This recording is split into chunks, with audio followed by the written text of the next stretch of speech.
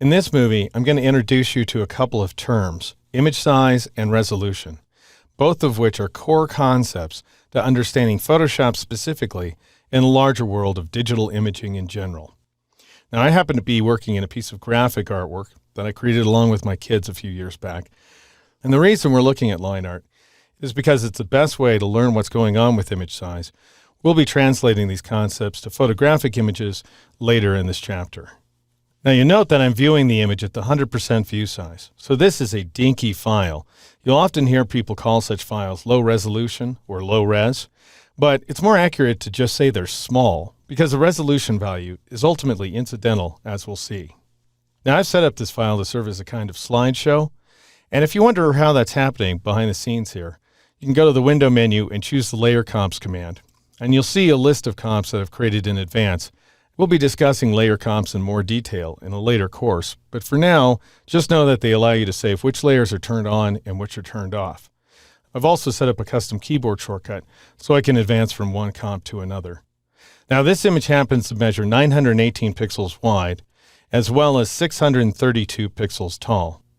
And as you know, a pixel is a colored square.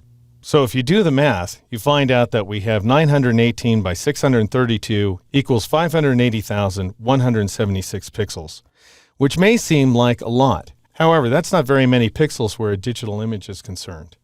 Bear in mind that a megapixel is a million pixels, and your typical digital camera captures anywhere from 10 to 20 million pixels, in some cases even more.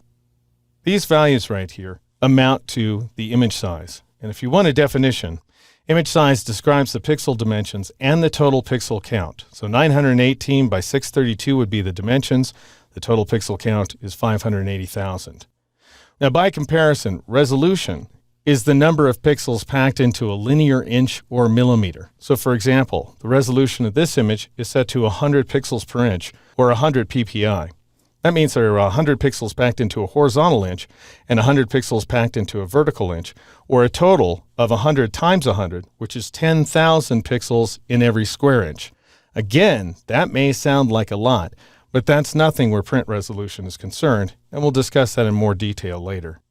But for now, what I need you to understand is that where Photoshop is concerned, resolution applies to print only. It is meaningless for screen graphics. So in other words, if you're creating an image for the web or some other screen environment, then you don't care what the resolution value is set to. It just doesn't matter.